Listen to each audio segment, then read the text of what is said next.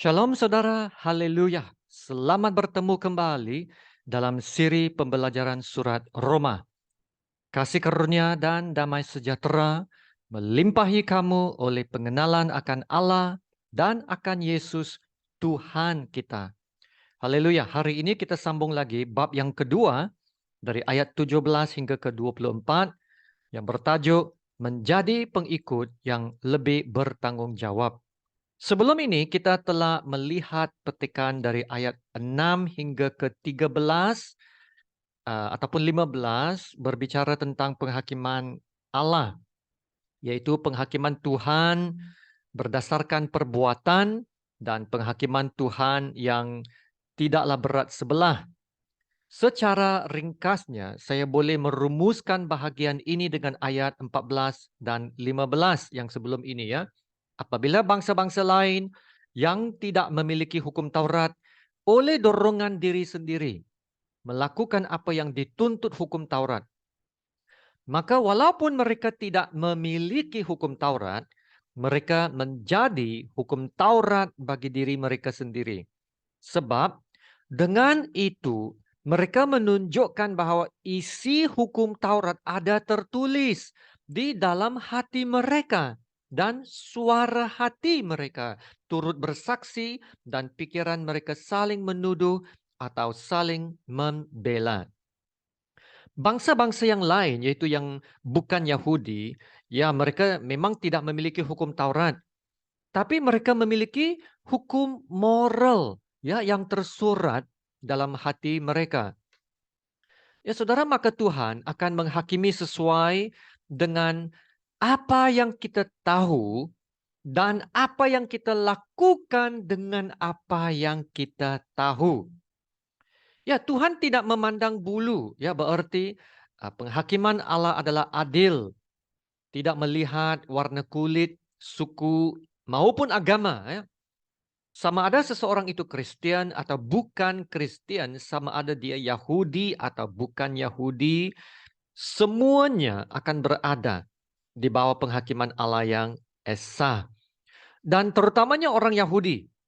Orang Yahudi akan dihakimi dengan lebih berat lagi ya karena prinsip ini yang telah saya kongsikan yang sebelum ini, lebih banyak diberi, lebih banyak yang dituntut, lebih banyak dipercayakan, lebih besarlah tanggung jawabnya.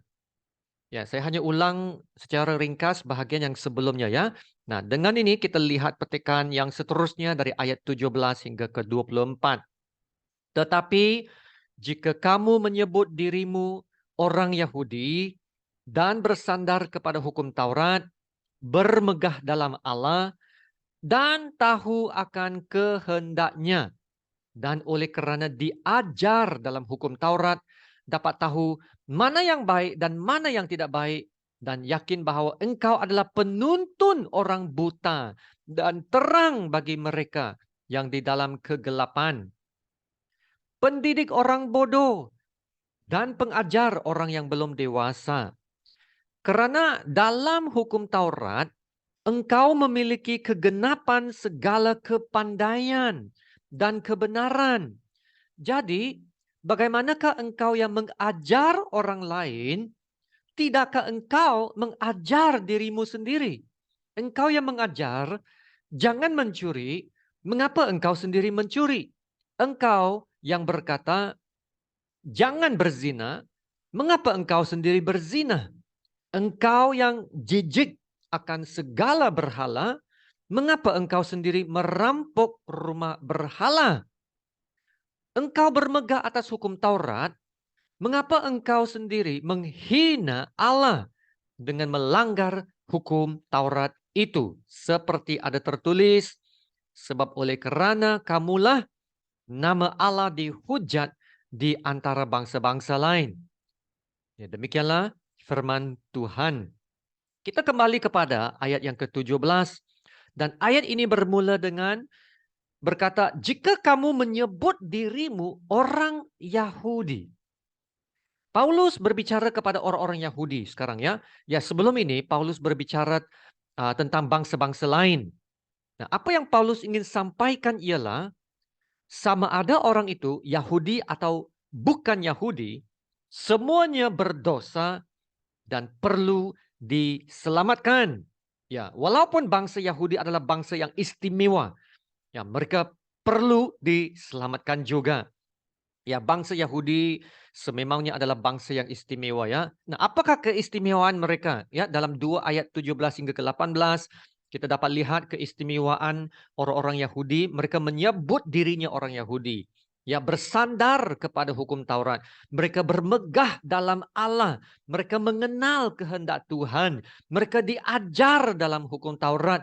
Mereka dapat membedakan apa yang baik dan yang tidak baik. Orang-orang Yahudi, mereka ya memang sangat bangga dengan identiti mereka sebagai orang Yahudi. Nah, apa sebabnya mereka bangga? Kita lihat dalam Ulangan ya, Ulangan bab 7 ayat 6. Sebab engkaulah umat yang kudus bagi Tuhan Allahmu. Engkaulah yang dipilih oleh Tuhan Allahmu dari segala bangsa di atas muka bumi untuk menjadi umat kesayangannya. Wow. Dan begitu juga dalam Ulangan 26 ayat 19. Dan ia pun akan mengangkat engkau di atas segala bangsa yang telah dijadikannya untuk menjadi terpuji, ternama, dan terhormat. Maka engkau akan menjadi umat yang kudus bagi Tuhan Allahmu seperti yang dijanjikannya.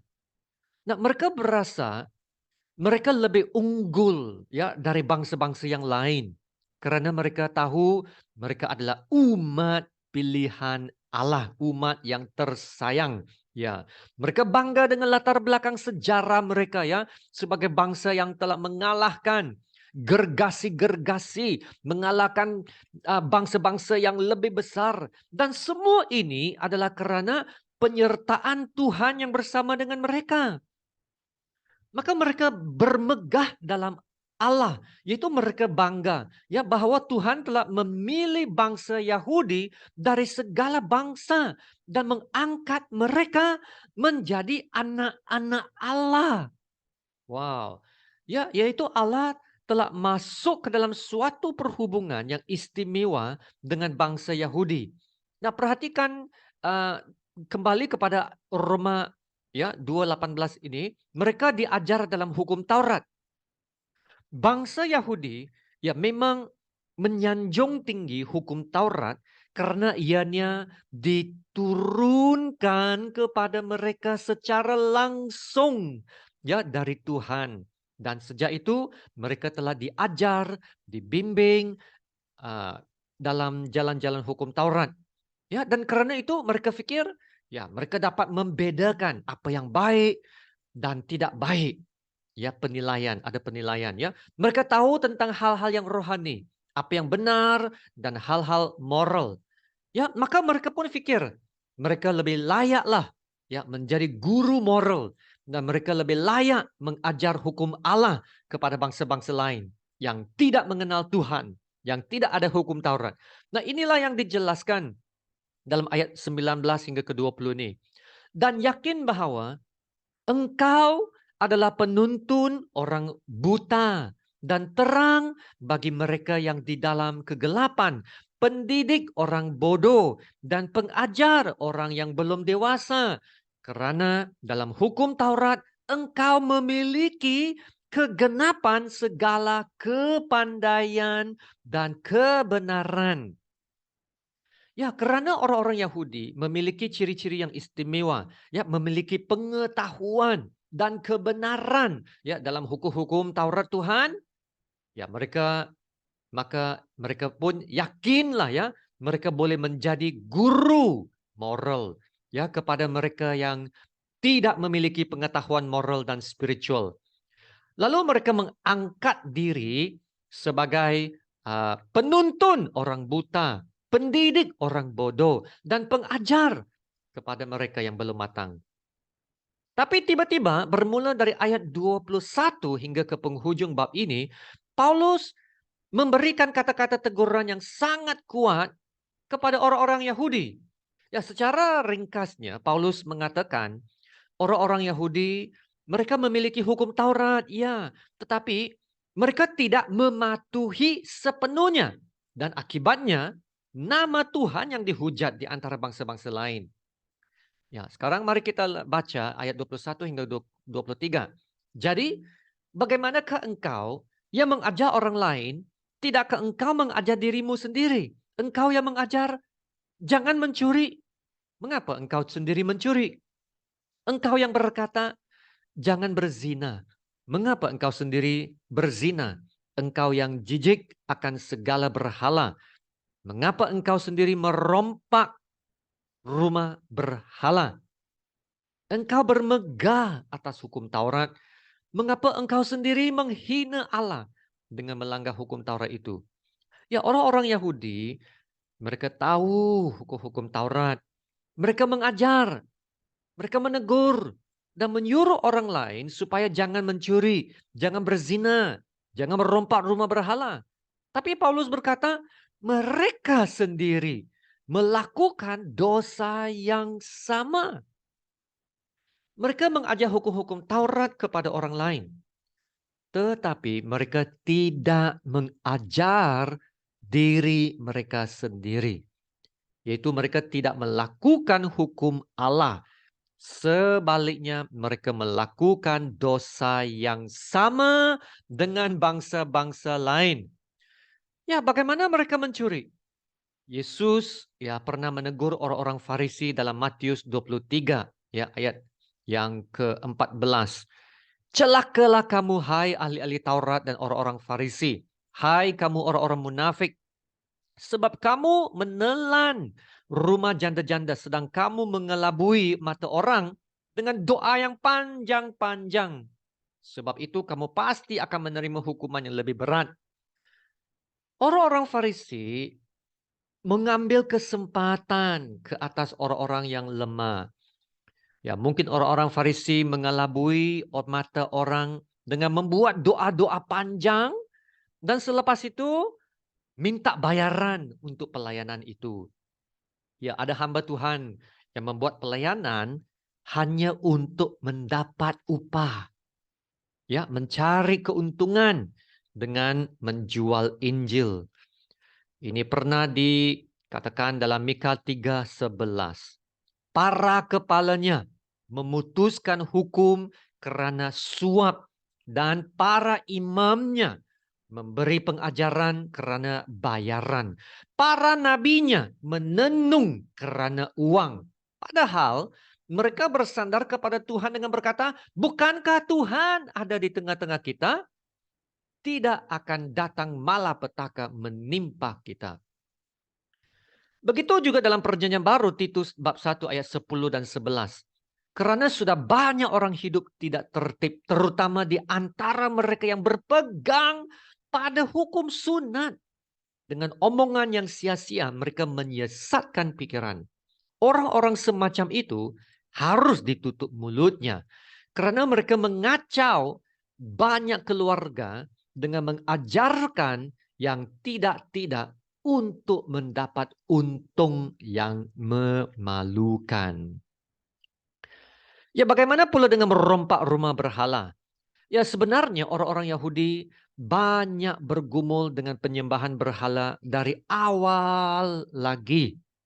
Dalam perjanjian lama, orang-orang Yahudi sentiasa diingatkan dan ditegur untuk jangan menyembah berhala. Tetapi mereka tidak dengar. Mereka senang dipengaruhi oleh bangsa-bangsa lain. Ya, semasa mereka hidup di tanah perjanjian. Raja Salomo kawin dengan ramai istri. Ya, yang merupakan penyembah-penyembah berhala. Raja Ahab terkawin dengan Isabel. Dia seorang penyembah dewa Baal dan melalui pengaruh istrinya Isabel itu telah membawa masuk penyembahan Baal ke Israel. Wow, ini adalah suatu krisis ya yang sangat serius menimpa umat Tuhan. Tuhan telah berkali-kali mengutus nabi-nabinya untuk menegur bangsanya ya, untuk kembali kepada Tuhan. Contoh Nabi Yeremia dalam Yeremia 32. Yeremia berduka untuk bangsanya ya yang telah terpesong karena menyembah berhala. Saya baca ayat 34 ini.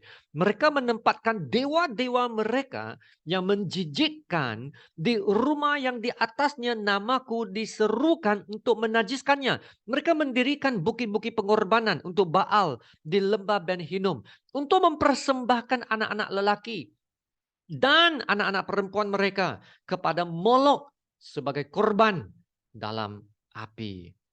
Maka bila kita kembali kepada Roma, dalam petikan Roma ini menegur kemunafikan orang-orang Yahudi. Mereka yang mengajar orang lain, mereka tidak mengajar diri sendiri. Mereka mengajar, ya, jangan mencuri, jangan berzina, membenci berhala. Tetapi mereka sendiri melakukan semuanya itu, yaitu melanggar hukum-hukum Allah. Ya, mereka meletakkan beban hukum Taurat ke atas bahu orang lain. Tetapi mereka sendiri tidak memikulnya. Nah, hal ini pernah disebut oleh Yesus terhadap orang-orang Farisi. Ya, dalam Matius 23 ayat 2 hingga ke-4, ahli-ahli Taurat dan orang-orang Farisi telah menduduki kursi Musa. Sebab itu, turutilah dan lakukanlah segala sesuatu yang mereka ajarkan kepadamu.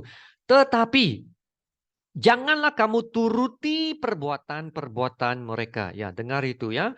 Karena mereka mengajarkannya tetapi tidak melakukannya. Mereka mengikat beban-beban berat lalu meletakkannya di atas bahu orang. Tetapi mereka sendiri tidak mau menyentuhnya.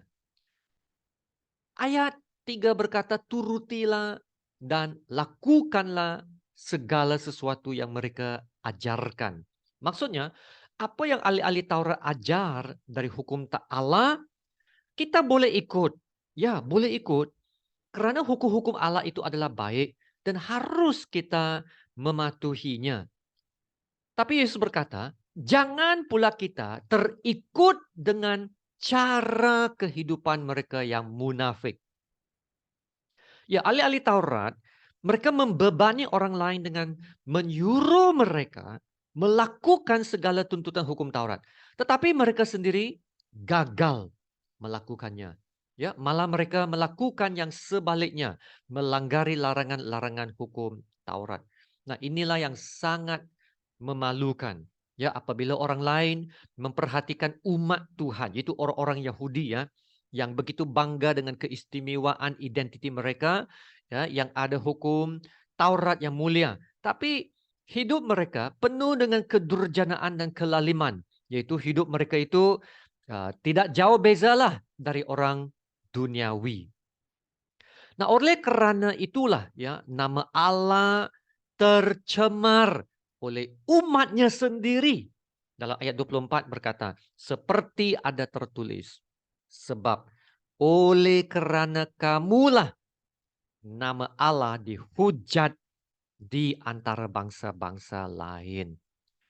Bangsa lain mengejek, menyindir kepercayaan tentang Allah. Dan ini mencemarkan kemuliaan Allah. Ya, ini sungguh memalukan. Kita adalah umat pilihan Allah yang telah dikaruniakan pelbagai berkat dan keistimewaan ya. Amin. Kesemua ini adalah kebaikan Allah Bapa ya. Kita harus lebih bertanggung jawab ke atas anugerah dan berkat yang Tuhan telah berikan kepada kita. Ya, ingat prinsip ini. Lebih banyak diberi, lebih banyak yang dituntut. Itu lebih banyak yang dipercayakan, ya, lebih besarlah tanggung jawab kita ya. Nah, perhatikan sekali lagi senarai keistimewaan orang-orang Yahudi ini. Menyebut dirinya orang-orang Yahudi, bersandar kepada hukum Taurat, bermegah dalam Allah, mengenal kehendak Tuhan, diajar dalam hukum Taurat, membedakan apa yang baik dan tidak baik.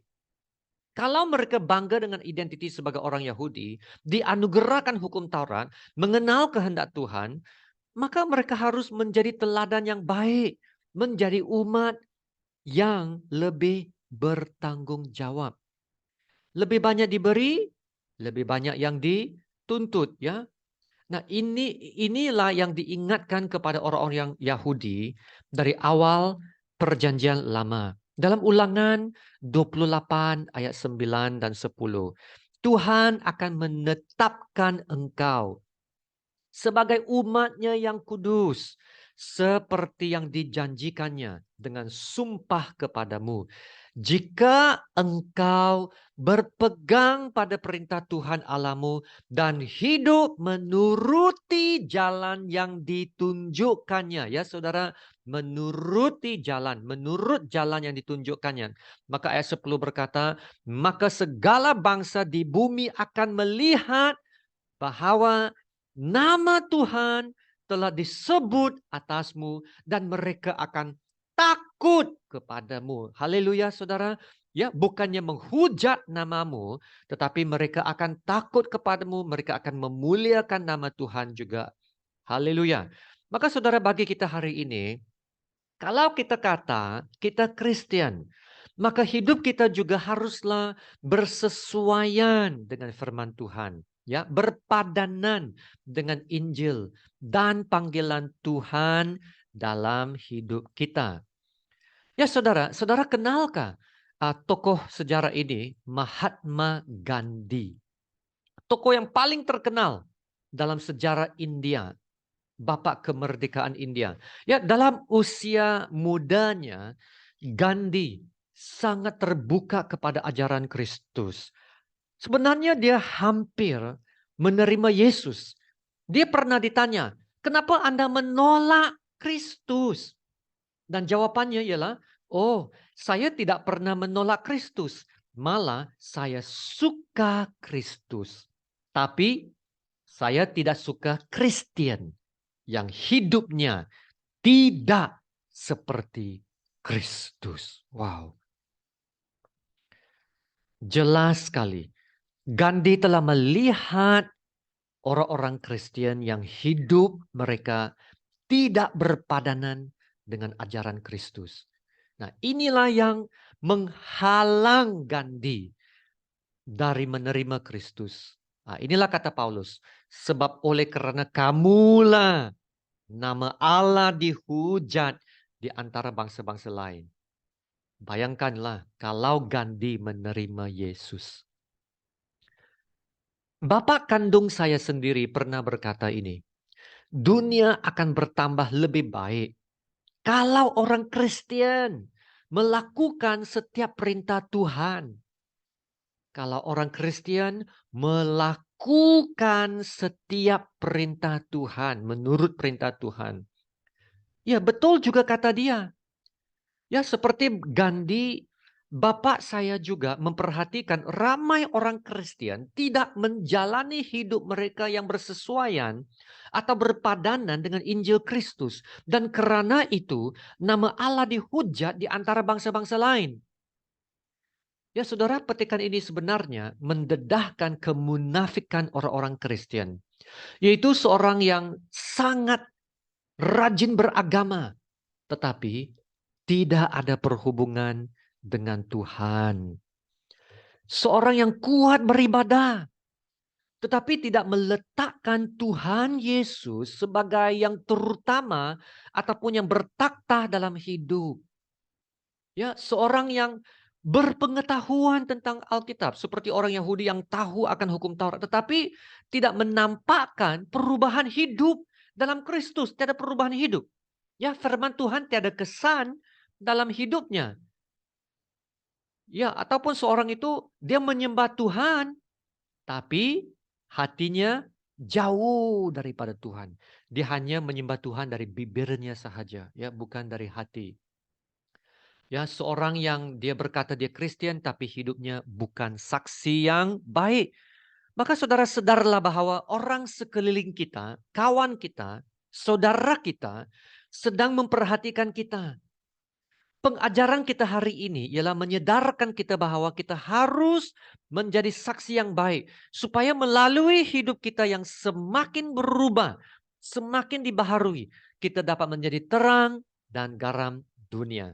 Ya, kita tidak mau menjadi batu sandungan kepada orang lain dan menjatuhkan nama Yesus Kristus yang mulia. Ya, jadilah seorang pelaku firman Tuhan, bukan sekadar mendengar. Ya, dengan itu kita akan menjadi seorang beriman yang lebih bertanggung jawab ya, lebih bertanggung jawab kepada diri, kepada satu sama lain dan kepada Tuhan. Amin. Haleluya. Mari kita berdoa. Bapa kami yang di surga, terpujilah namamu. Terima kasih Tuhan untuk firman-Mu. Firman-Mu mengingatkan kami kembali betapa pentingnya kami harus menjadi saksi Kristus yang lebih bertanggung jawab. Menjalani hidup yang bersesuaian dan berpadanan dengan Injil Kristus. Terima kasih ya Bapak untuk firman-Mu yang berkali-kali mengajar kami, menegur kami, memperbaiki kami, agar kami dapat hidup dalam jalan kebenaran-Mu. Kami seharusnya datang dalam kerendahan hati, meminta pengampunan atas dosa kami, pelanggaran kami, terutamanya jika hidup kami telah menjadi batu sandungan kepada orang lain, sehingga nama Allah dihujat di antara bangsa-bangsa lain. Ya Tuhan, ampunilah kami. Ya Tuhan, kami sadar ada banyak lagi yang perlu kami belajar. Tolonglah kami untuk berubah. Kami mau menjadi pelaku firman-Mu. Ya, kami akan berusaha. Tolong kami Tuhan untuk usahakan itu. Sehingga nama-Mu yang dimuliakan. Haleluya. Dalam nama Tuhan Yesus yang termulia, kami berdoa dan mengucap syukur. Amin. Haleluya. Ya saudara, sekian terima kasih. Hiduplah dalam terang kebenaran Yesus dan jadilah terang untuk Yesus. Haleluya. Tuhan memberkati engkau dan melindungi engkau. Tuhan menyinari engkau dengan wajahnya dan memberi engkau kasih karunia-Nya. Tuhan menghadapkan wajahnya kepadamu dan memberi engkau damai sejahtera. Amin.